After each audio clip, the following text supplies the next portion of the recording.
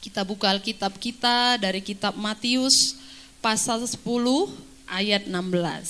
Lihat, aku mengutus kamu seperti domba ke tengah-tengah serigala. Sebab itu, hendaklah kamu cerdik seperti ular dan tulus seperti merpati. Ya, jangan dibalik. Jangan tulus seperti ular, cerdik seperti merpati. Karena seringkali terbalik ya. Bapak Ibu Saudara, sebelum saya melanjutkan menyampaikan firman Tuhan, saya mau tanya Bapak Ibu, pernahkah Bapak Ibu melihat di TV atau mungkin secara langsung waktu serigala dan domba berkelahi, yang menang adalah domba? Pernah Bapak Ibu melihat atau menontonnya? Kalau tidak pernah menonton atau melihatnya, sekarang saya coba Bapak Ibu membayangkan, kira-kira kalau berantem serigala, berkelahi serigala dengan domba, siapa yang menang? Serigala, pasti yang menang serigala. Tidak ada kemungkinan domba ini menang karena domba ini tidak punya kekuatan. Kalau serigala dia punya cakar, dia punya taring, dia punya kekuatan. Dan kalau domba, dia hanya banyak kelemahan. Berarti begitu beratnya gambaran yang Yesus beri pada kita hari ini. Dia berkata, seperti domba, kita ini seperti domba. Lalu Tuhan taruh di tengah serigala. Berarti kita sedang diibaratkan Tuhan, kita ada di tengah-tengah, di satu tempat yang begitu berbahaya karena ada serigala-serigala yang tidak akan melepaskan kita. Kalau ada kesempatan, serigala pasti tangkap kita. Hendaklah kamu cerdik, kata Tuhan, seperti ular. Ular cerdik, makanya waktu dia goda Hawa tertipu karena dia cerdik. Tuluslah seperti merpati.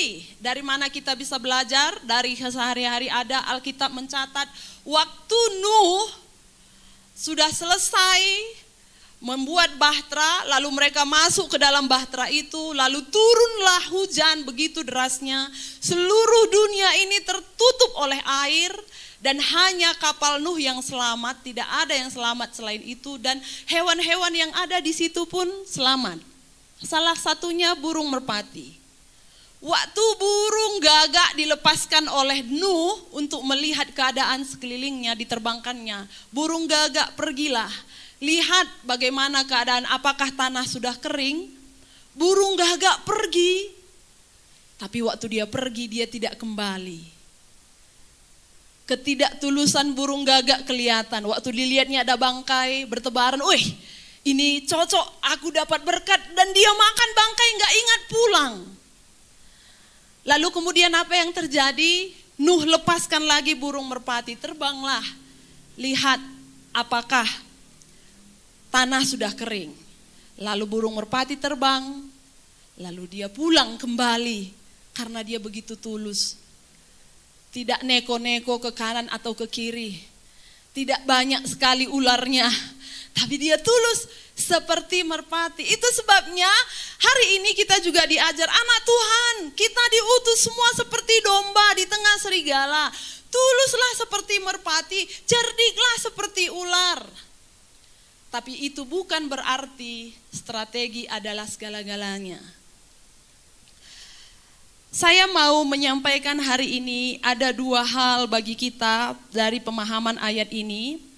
Saya tidak ingin menyampaikan bagaimana kita harus atur strategi, bagaimana kita harus mengatur program-program rencana kerja. Tapi saya ingin kita belajar lebih memahami maksud Tuhan apa sebenarnya. Waktu dia berkata, jadilah seperti domba di tengah serigala. Yang pertama yang saya mau sampaikan adalah, tidak ada tempat yang aman di bumi ini. Tidak ada tempat yang aman. Kasih tahu dulu kanan kiri, tidak ada tempat yang aman. Tidak ada tempat yang aman Bapak Ibu.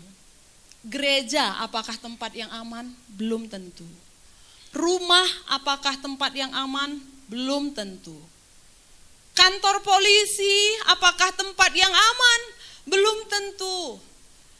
Di kejaksaan apakah tempat yang aman? Pengadilan tempat yang aman? Belum tentu. Karena Tuhan sudah sampaikan, kita ini sebenarnya seperti domba di tengah serigala. Kita baca ayat 17. Tetapi waspadalah terhadap semua orang, karena ada yang akan menyerahkan kamu kepada majelis agama, dan mereka akan menyesah kamu di rumah ibadatnya. Ayat ini berbicara keras. Bapak Ibu, dia berkata waspada terhadap semua orang, termasuk kepada majelis agama, termasuk kepada rumah ibadah, termasuk kepada agama. Itu makanya saya bilang tidak ada tempat yang aman.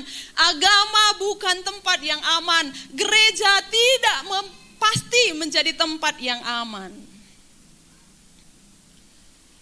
Waktu Yesus mengajar di bait suci, ada banyak orang kagum. Yesus hebat. Ada banyak ahli Farisi berkata, Yesus hebat.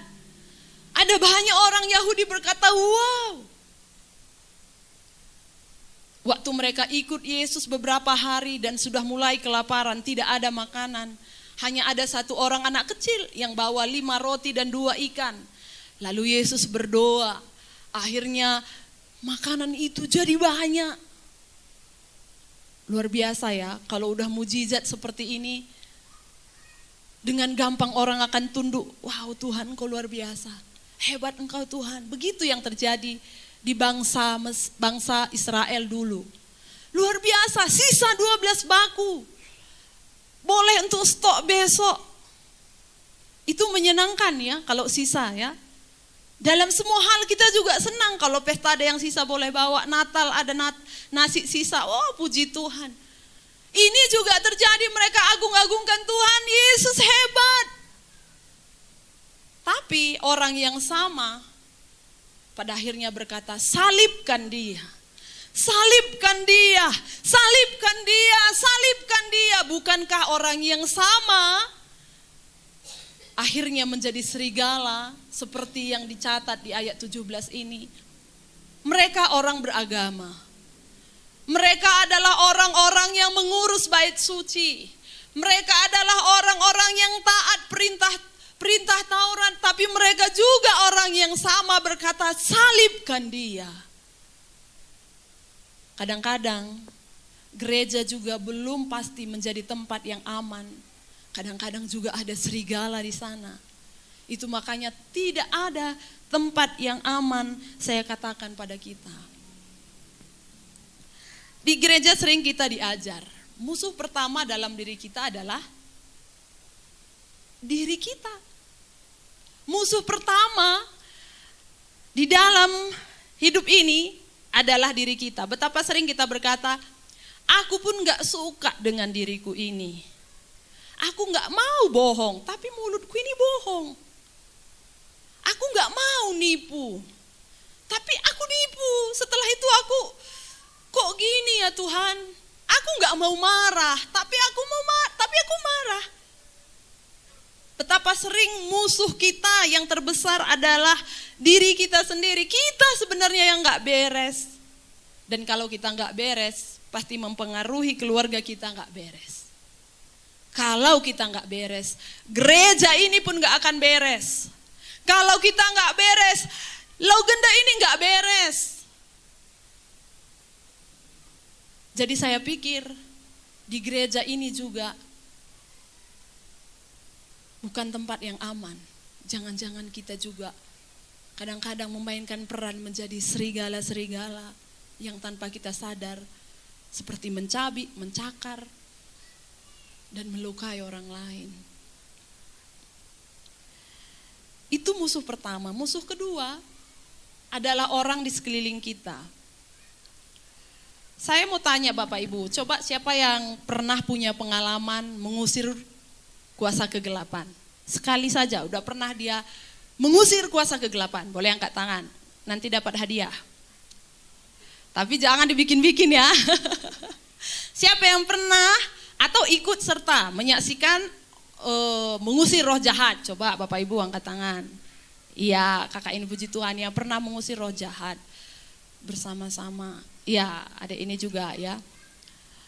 Kalau sekarang udah jarang sekali itu. Kalau dulu, kenapa cepat kekristenan berkembang? Karena dulu sedikit-sedikit ada orang kerasukan, dipanggillah orang gereja dan diusir. Dalam nama Yesus keluar. Lalu iblisnya keluar, dia sehat. Wah, orang berkata luar biasa. Saya ingat terakhir mengusir kuasa kegelapan tuh ada orang kesurupan 2 tahun lalu. Udah lama ya, udah lama. Tapi saya juga gak berharap sebentar lagi ada orang kesurupan, enggak. Maksud saya, kita berjuang melawan kuasa kegelapan itu sekali-kali, bahkan saudara gak pernah. Saya bisa katakan Bapak Ibu, karena tadi tidak angkat tangan ya, gak pernah berkelahi melawan kuasa gelap, mengusir roh jahat. Tapi yang sering saya dengar, kita berkelahi dengan orang rumah kita. Kita berkelahi dengan kakak kita. Kita berkelahi dengan anak kita. Kita berkelahi dengan tetangga kita. Kita berkelahi dengan orang tua kita, betul? Jadi saya pikir musuh kita yang kedua adalah orang di sekeliling kita. Mereka juga kadang-kadang kalau nggak percaya Tuhan bisa menjadi serigala-serigala yang siap menerkam kita. Saya pikir begini waktu tadi malam, saya renung-renungkan. Kalau begitu beratnya hidup sebagai orang Kristen. Saya ingat-ingat tokoh-tokoh di Alkitab betapa sering mereka dihianati, betapa sering mereka diperlakukan tidak adil. Saya harus tetap menjadi domba yang baik. Saya pikir apakah saya sudah menjadi domba yang baik? Atau jangan-jangan saya juga kadang-kadang menjadi serigala berbulu domba. Saya pikir saya juga sering, saya kenal diri saya. Saya juga kadang-kadang gak bisa jadi domba yang baik. Sepanjang saya jumpa dengan orang selalu bilang, kamu baik kali. Saya hampir gak pernah dengar ada orang bilang saya orang jahat. Dari kecil, saya gak pernah dikatakan jahat. Selalu yang saya dengar, kamu baik sekali. Kamu baik sekali. Sepanjang saya dengar orang berbicara selalu bilang kamu baik. Tapi kalau saya ditanya, saya pun bukan orang yang baik. Waktu saya renungkan ini, waktu saya pikirkan ini, kadang saya juga bukan domba yang baik. Kalau orang lihat saya bagaimana saya sendiri, bagaimana saya di tengah rumah tangga saya, bagaimana saya di keluarga saya, mungkin orang akan mulai berubah. Dia tidak orang yang sangat baik. Dia bukan orang yang baik yang selama ini saya kira. Jadi bukan berapa banyak kita lihat diri kita datang beribadah. Wah, aku udah baik lah. Aku udah beribadah hari Minggu, setiap minggu aku datang, komsel aku datang. Ada doa hari Jumat aku ikut. Tapi berapa bermutu kehidupan kerohanian Bapak Ibu? Berapa bermutu kehidupan kerohanianmu? Bukan sekedar waktu datang beribadah. Bukan hanya waktu lambaikan tangan memuji Tuhan. Bukan waktu bersorak haleluya. Tapi berapa bermutu kerohanian kita di hadapan Tuhan. Saya mau sampaikan kalimat ini. Betapa susahnya kita menjadi domba di tengah-tengah serigala. Betapa sulitnya kita menjadi domba di tengah-tengah serigala. Kalau saudara belum pernah merasa seperti domba di tengah serigala, jangan-jangan saudara belum menjadi orang Kristen yang sepenuhnya. Saya ulang, kalau saudara tidak pernah merasa seperti domba di tengah serigala, saya mau katakan kalimat yang pahit ini, jangan-jangan saudara hanya anggota jemaat GPDI Logenda, tapi bukan orang Kristen yang sesungguhnya. Karena kalau kita orang Kristen yang sesungguhnya, seharusnya tiap-tiap hari Seperti domba di tengah serigala itu kita rasakan. Ketidaknyamanan waktu kita melakukan benar tapi orang bilang kau salah. Itulah domba di tengah serigala. Waktu saudara berlaku adil tapi saudara dikatakan tidak adil, difitnah, dikata-katai. Itulah domba di tengah serigala. Betapa sulitnya hidup benar. Seperti itulah domba di tengah serigala. Ayat 18, dan karena aku kamu akan digiring ke muka penguasa-penguasa dan raja-raja sebagai suatu kesaksian bagi mereka dan bagi orang-orang yang tidak mengenal Allah. Di sini yang dicatat adalah raja-raja, penguasa-penguasa, pemerintah-pemerintah. Saya pikir ini mungkin kalau saya tarik ke kehidupan kita sekarang berbicara tentang politik. Dunia politik bukanlah tempat yang aman. Tapi kita harus ada di sana seperti domba. Sekarang kalau pergi ke instansi, bagaimana kita harus hidup benar di tengah-tengah ketidakbenaran. Itulah domba di tengah serigala.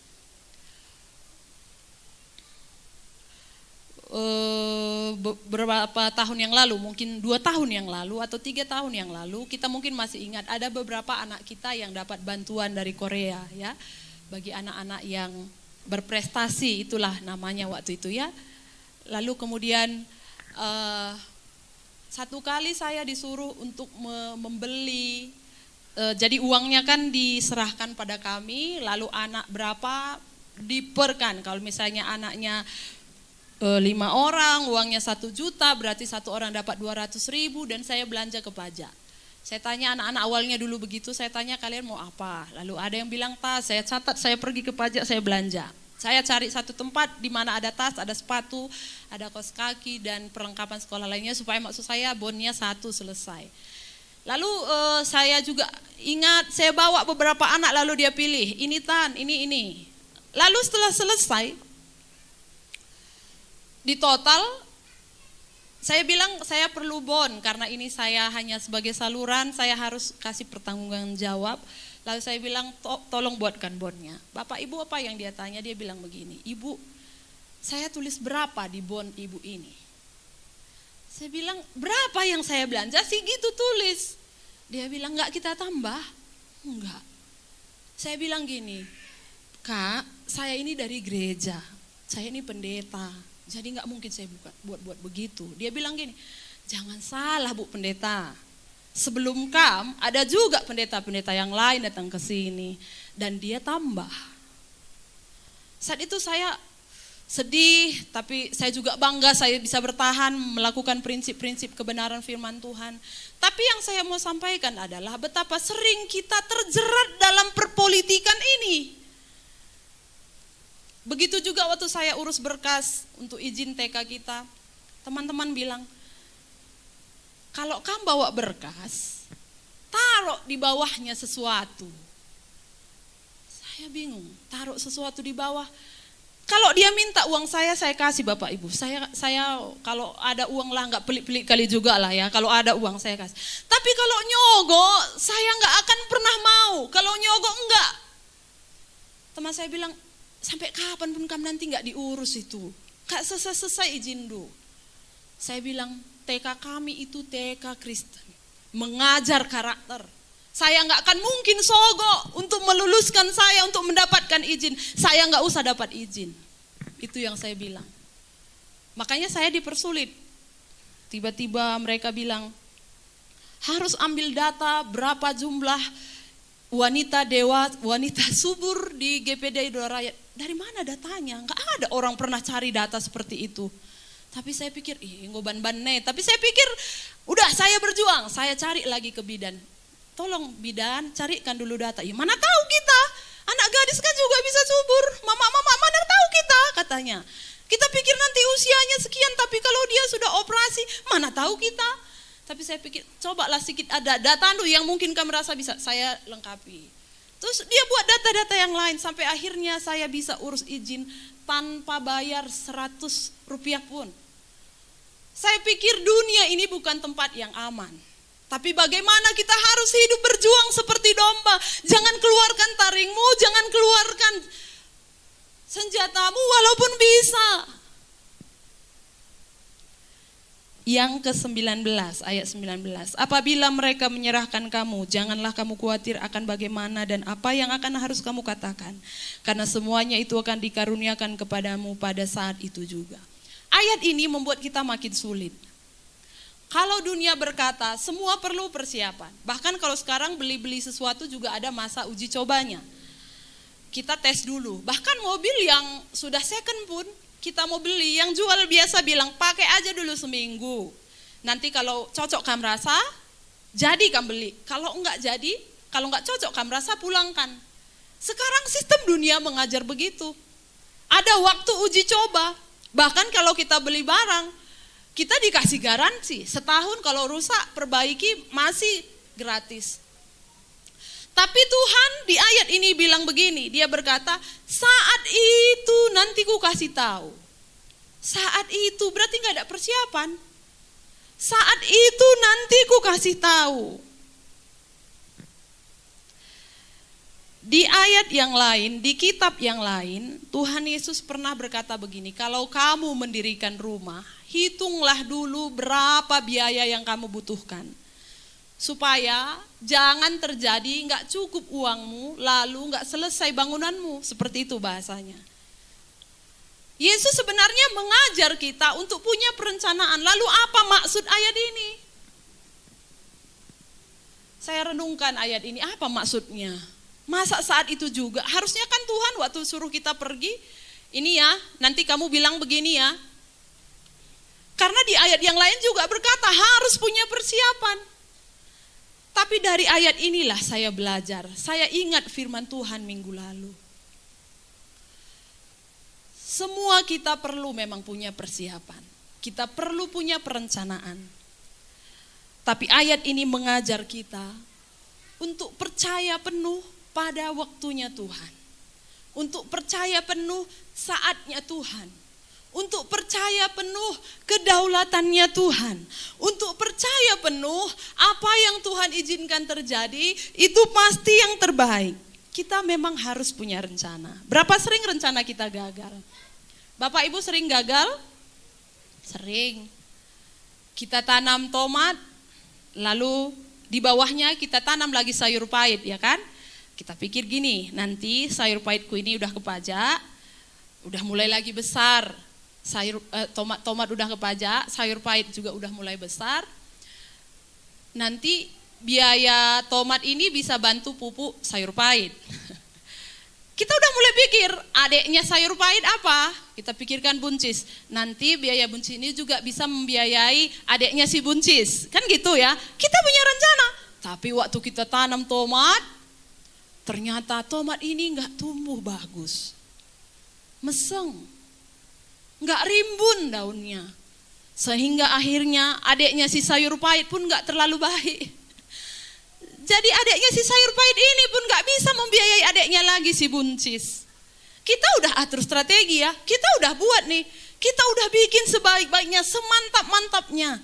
Tapi kadang-kadang apa yang kita buat tidak selalu berhasil. Itu yang saya maksud. Saatnya Tuhan itu berbeda dengan saatnya kita. Saatnya Tuhan itu berbanding terbalik dengan saatnya kita.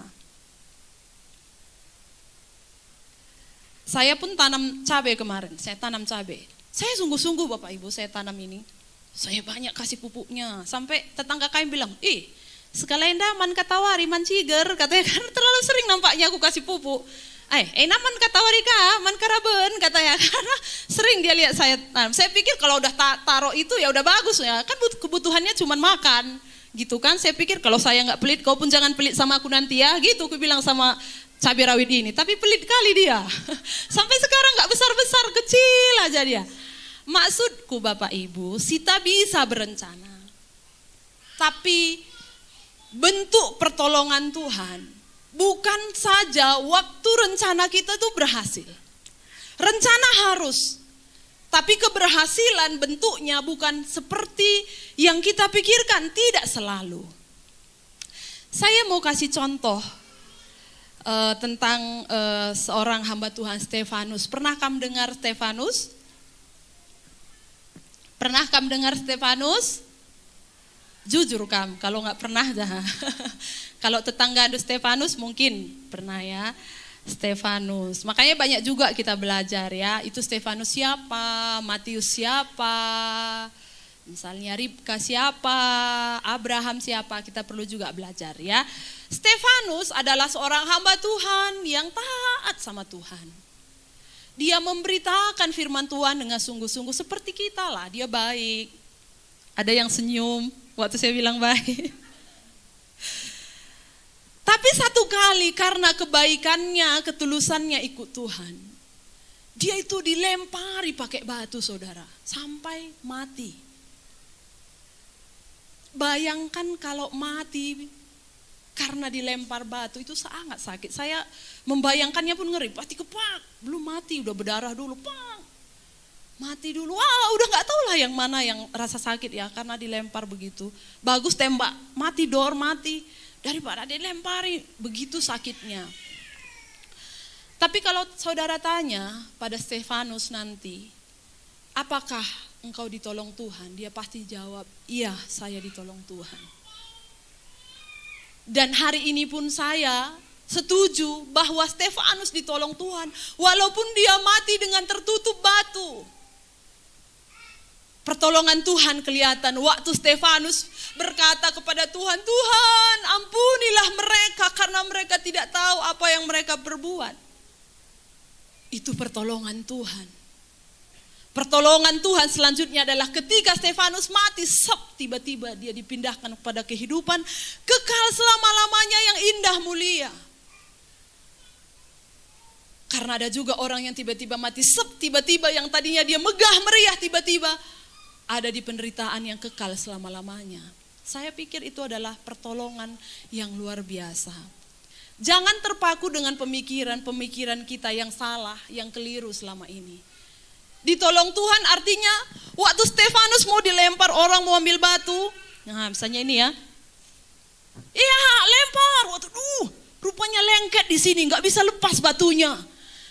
Itu bagi kita ya, waktu dia lempar gini, kita lempar, rupanya batu-batu itu lengket kayak magnet, gak lepas lagi. Lalu dia lepaskan pun begini. Dan semua mereka tahu, wah Tuhan hebat. Bagi kita memang itulah kemenangan.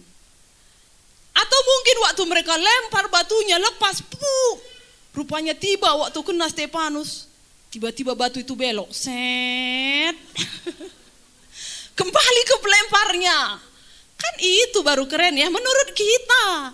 Bagi kita itulah yang bagus. Bagi kita begitulah menang. Bagi kita begitulah ditolong Tuhan.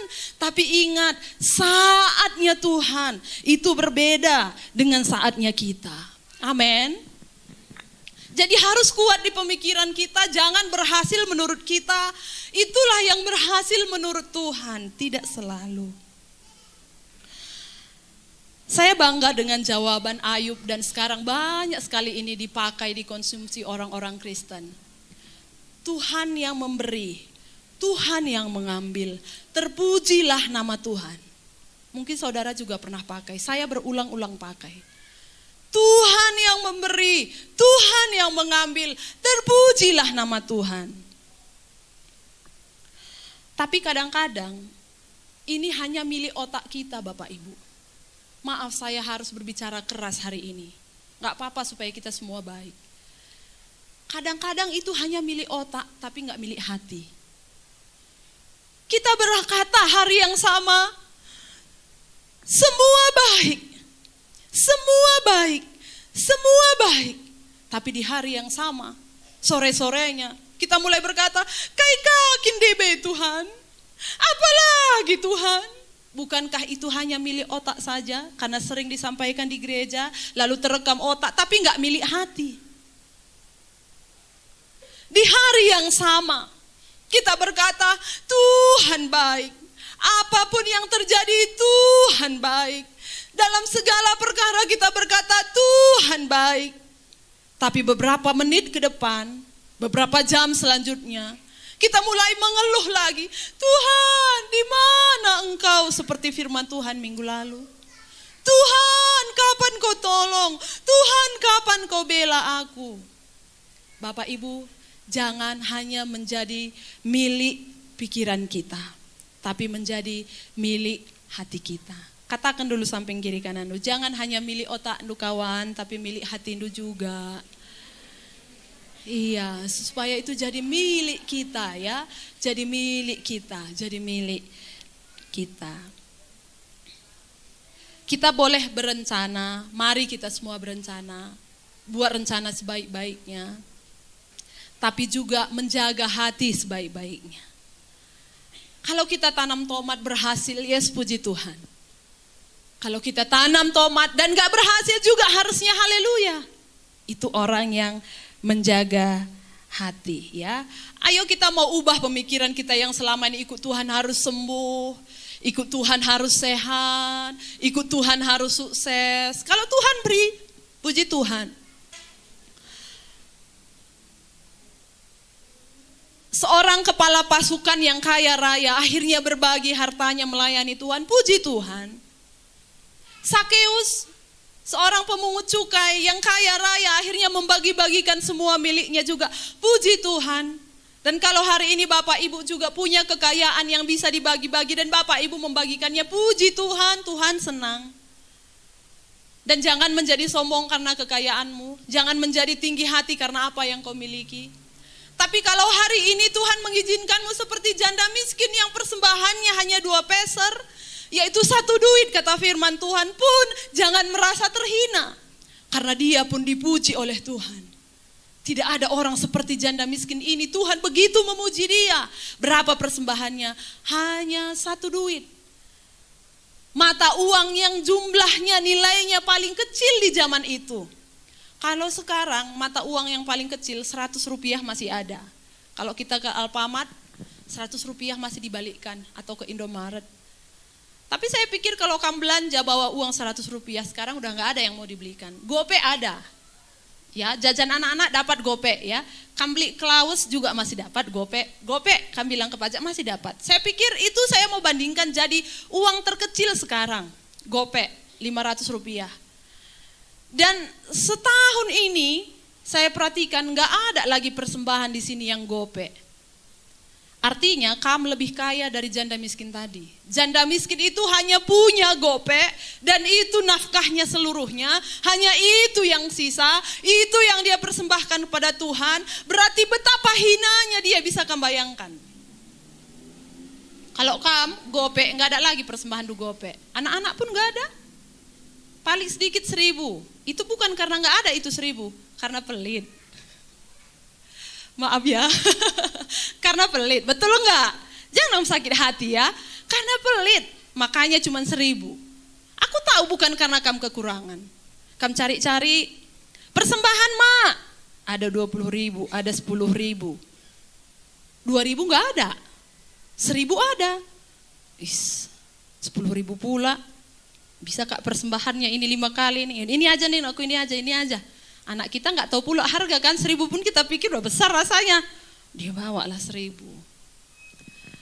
Bapak Ibu, kamu tidak lebih hina dari janda miskin itu.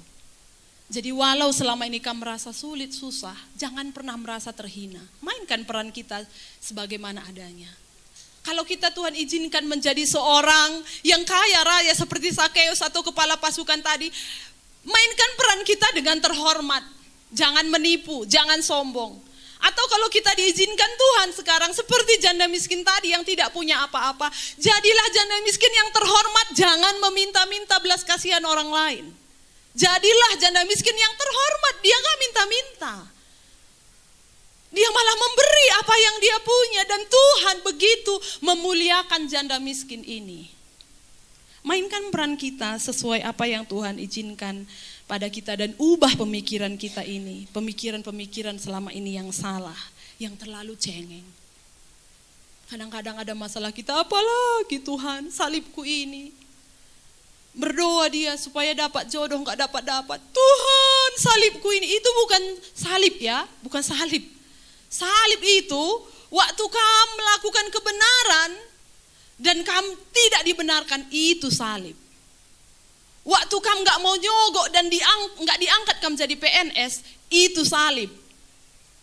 Tapi kalau kamu mencuri dan dipukuli orang, salibku ini Tuhan, gak salib itu. Wajar kamu dipukuli orang kalau mencuri.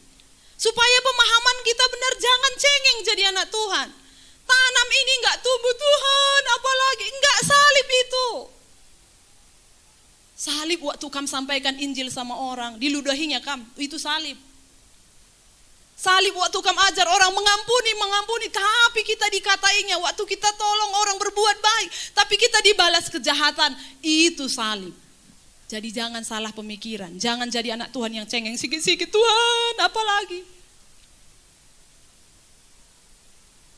Yesus di kayu salib menanggung semuanya dan Tuhan tidak cengeng. Sampai mati di kayu salib, Tuhan tidak mengeluh. Dan itu yang saya mau sampaikan pada jemaat di tempat ini. Jangan pelihara pikiran-pikiran yang salah, mengasihani diri karena kesulitan ekonomi, kesulitan keluarga. Jangan kasihani dirimu, jangan persulit dirimu. Jangan jadikan dirimu jadi anak Tuhan cengeng, tapi jadilah domba yang tangguh. Jadilah domba yang kuat. Jadilah domba yang baik, yang bisa dituntun dan diarahkan oleh Tuhan. Orang cerdik, dia akan tunggu waktunya Tuhan. Domba yang cerdik, dia akan tunggu gembala. Kalau aku yang lawan serigala ini, pasti aku gak akan mampu.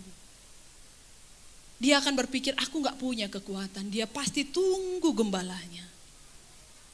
Dan saya percaya gembala kita bukanlah gembala abal-abal. Gembala kita bukanlah gembala asal gembala. Dia gembala yang baik. Dia gembala yang mengetahui arena yang akan kita jalani. Dia tahu jalan-jalan hidup kita. Dia gembala yang baik. Saya pikir kalau kita dengar suara gembala, suara itu tidak akan pernah menuntun kita kepada lembah yang kelam. Suara gembala tidak akan pernah membawa kita kepada lembah yang dalam. Suara gembala itu tidak akan pernah membawa kita kepada hal-hal yang menakutkan, membuat kita hilang dari damai sejahtera. Masalahnya, adakah kita menjadi domba yang baik, yang berusaha mendengar suara gembala kita dengan baik? Saya pikir itulah orang cerdik. Dia akan berusaha dengar suara gembala. Kalau gembala bilang ke kiri, dia ke kiri. Hanya itu kekuatan domba. Kekuatannya hanya saat dia mendengar suara gembala. Kalau dia sudah tidak dengar suara gembala, habislah dia. Karena dia tidak punya kekuatan apa-apa selain dari petunjuk dari gembala. Ayat 21, orang akan menyerahkan saudaranya untuk dibunuh. Demikian juga seorang ayah akan anaknya. Dan anak-anak akan memberontak terhadap orang tuanya dan akan membunuh mereka. Dari ayat ini saya belajar untuk memandang juga keluarga ini bukan tempat yang aman. Ya, tanda kutip ya, karena kita sedang belajar domba dan serigala. Kadang-kadang orang tua bisa jadi serigala. Kadang-kadang anak jadi serigala. Betapa sering orang tua sampai pergi ke sorga, dia merasa sedih karena anak yang dia sayangi tak bertobat-bertobat. Anak yang dia kasihi tidak berubah, selalu begitu membuat dia sedih. Atau ada juga kita anak, orang tua kita selalu membuat kita sedih. Kadang-kadang Tuhan tempatkan mereka menjadi serigala. Tapi apakah yang Tuhan ajarkan? Tuhan ajar tetap jadi domba. Walau kamu bisa kadang-kadang sepertinya mencakar.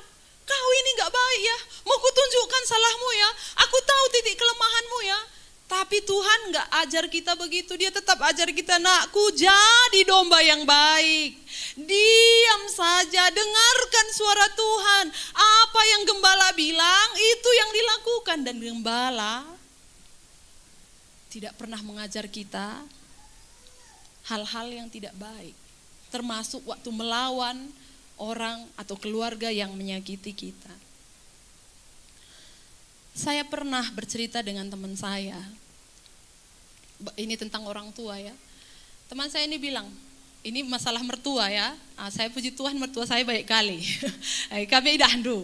Jadi dia cerita gini, oh Ribka katanya apa, saya bilang, kamu enak kali kamu bibi Indu itu, semua ditolongnya kamu katanya. Iya memang gitu, aku bilang. Dia bilang gini, kalau aku melahirkan aku, baru 1 hari lahir, udah gini kata mertuaku, sini anakmu itu, aku yang gendong, kau yang nyuci, katanya masih 1 hari katanya. Ih, dalam hatiku ya, bisa pula gitu. Kalau aku bilang, kalau ibu mertua aku, ulan dah aku sadapi baju melekat, mis cucina aku bilang. Kalau iting, bersih semua bikinnya. Aku bilang ya beda-beda, kalau Tuhan berikan begitu, Tuhan beri aku begini, kita belajar yang mana yang baik, kelak kita jadi mertua kita buat juga. Lalu ada satu kawanku lagi, ini kami hamba Tuhan ini semua. Nah datang begini, kalian masih untung ibu mertua, kalau aku mamaku katanya. Mamaku kalau melahirkan aku, mana pernah diurusnya katanya. Sama juga kayak mertuan itu tadi, dia suruh aku yang dia jaga anakku, dia juga jaga aku yang cuci, aku yang bersihin, aku yang ngepel. Mamaku loh katanya. 1 kali aku operasi, dia yang jaga, karena suamiku pelayanan. Kamu tahu waktu aku minta teh, mak teh, buat min, mundur-undur aku katanya. Mamaku katanya, ini mamaku katanya. Sedih ku rasa katanya, tapi inilah mamaku yang dikasih Tuhan. Kadang-kadang kita juga pergumulan dengan keluarga kita, dengan sekeliling kita. Tapi apa yang firman Tuhan ajar, jadilah domba, bukan jadi serigala. Waktu dia jadi serigala, wah, aku pibancing jadi serigala, nih duka. Itulah makanya sering terjadi hal-hal yang tidak diinginkan, ya. Jadi walau itu terjadi, firman Tuhan ajar kita tetap ingat kita ini adalah domba. Satu hal yang saya mau sampaikan di sini adalah pesan bagi kita semua orang tua. Betapa sering kita juga karena terlalu memanjakan anak kita, akhirnya anak kita menjadi serigala. Saya beberapa kali melihat ada orang tua yang terlalu memanjakan anaknya, jadi anak ini enggak terkendali. Kenapa begitu? 7 tahun dia berdoa untuk mendapatkan anak ini, tapi enggak dapat. Jadi waktu dia lahir, apapun yang dia minta diberi, apapun yang dia mau dipenuhi, apapun yang dia tuntut harus ada. Sampai akhir besar, anak ini benar-benar menjadi serigala yang tak bisa dikendalikan. Saya pikir selama kita masih bisa membimbing anak kita, ayo kita bimbing anak kita. Kalau perlu pukul, enggak salah memukul kalau mereka salah, ya. Bukan karena kebencian kamu memukul, tapi karena kasih. Lebih baik saya yang pukul anak saya daripada Tuhan yang pukul anak saya. Bapak ibu, lebih baik engkau yang pukul anakmu, tampar anakmu, daripada Tuhan nanti yang tampar. Karena kalau Tuhan yang tampar, engkau pun pasti kena tampar. Karena kalau Tuhan yang udah mengajar dia, kita pun gak akan bisa bersuka hati, kok Tuhan salah, aku dulu gak kuajar dia. Kita pun kena tampar. Jadi baik kalau Tuhan beri kita kesempatan, hajar anak kita kalau gak sesuai firman. Harus sesuai firman, berusaha, harus tega sedikit, harus sesuai firman. Tapi jangan memukul juga dengan kebencian, ya. Karena kalau memukul dengan kebencian, kadang-kadang kita bisa jadi salah, mukul sedikit, ingat lagi yang kemarin jadi pukulnya, sampai biru-biru berdarah-darah. Enggak begitu juga. Memukul enggak harus sampai babak belur, tapi memukul itu untuk memberikan satu pelajaran bahwa apa yang dia lakukan salah. Kalau dia berbohong, bilang salah. Semalam kami di ladang, anak saya main-main. Ini ada belalang. Yang satu si kembar lari. Mana? Kutipu kau, bohong aku. Itingnya langsung marah. Udah belajar nipu? Kata itingnya. Maksud saya itu sepele, tapi kan itu merupakan kebanggaan kadang-kadangnya. Kutipu kau tadi, gak ada rupanya. Ajar itu salah, menipu itu salah, bohong itu salah. Ya, enggak juga harus ambil kayu, ya kawan. Enggak juga. Maksud saya ada waktunya. Kalau memang harus pakai rotan, pakai rotan. Tapi jangan inginkan kematiannya, itu yang firman Tuhan ajar. Inginkan perubahannya, boleh pukul. Tapi memukul juga dengan kasih. Mengajar anak supaya anak ini juga menjadi anak-anak yang benar di hadapan Tuhan, ya. Yang terakhir ayat 23. Apabila mereka menganiaya kamu dalam suatu kota, dalam kota yang satu, larilah ke kota yang lain. Karena aku berkata kepadamu, sesungguhnya sebelum kamu selesai mengunjungi kota-kota Israel, Anak Manusia sudah datang. Ayat 23 ini juga berbicara tentang bagaimana kita harus setia dalam pelarian. Wow, kita diibaratkan seperti hidup dalam sebuah pelarian Bapak Ibu, berarti tidak aman juga. Tidak ada yang tempat yang tenang, saya bilang tadi pertama, memang gak ada. Dari pelarianmu ke pelarian yang lain. Dari sini kau lari lagi ke sini. Dari lari ke sini, lari lagi ke sini. Tapi jangan takut, nanti Tuhan sudah datang katanya. Saya pikir, saya tarik, saya renungkan, saya pikir begini. Begitulah maksud Tuhan dalam hidup ini.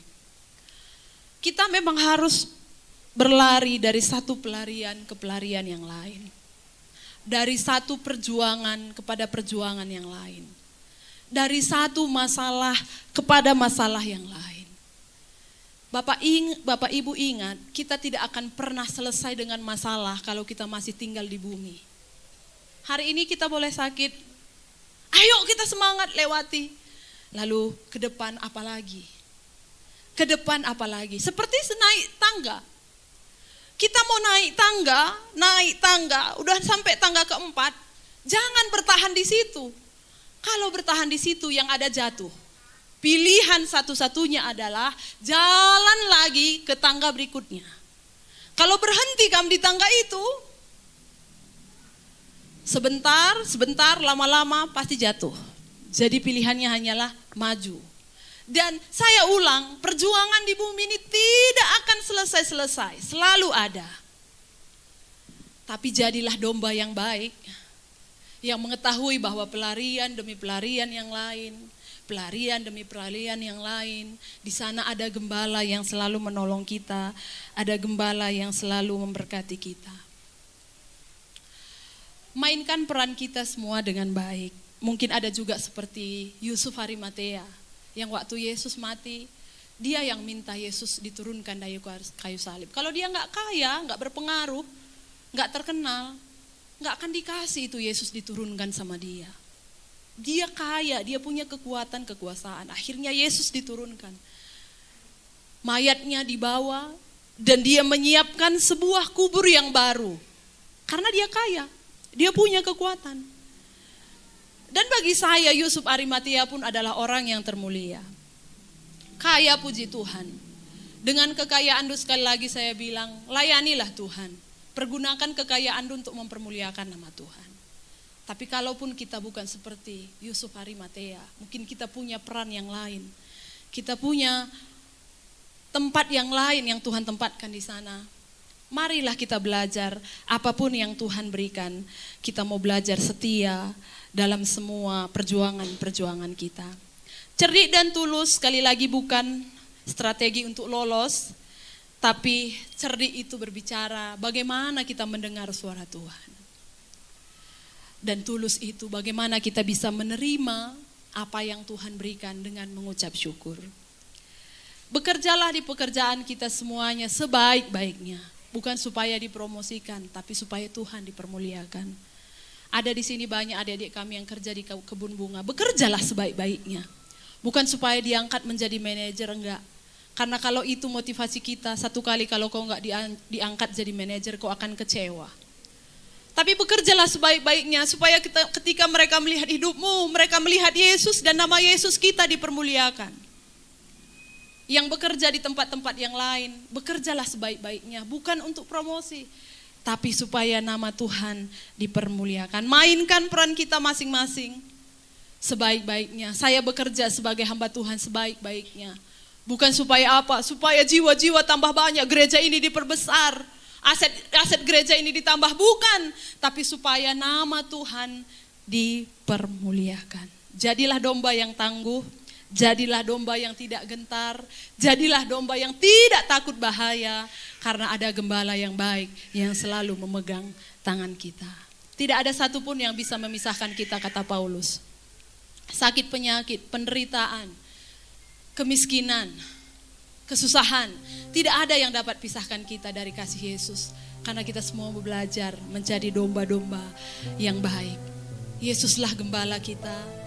Sekali lagi saya katakan, dia gembala yang baik. Dia akan menuntun, menjaga hidup kita Walau kita tidak punya kekuatan apa-apa, kekuatan Tuhan yang memampukan kita, meloloskan kita. Haleluya.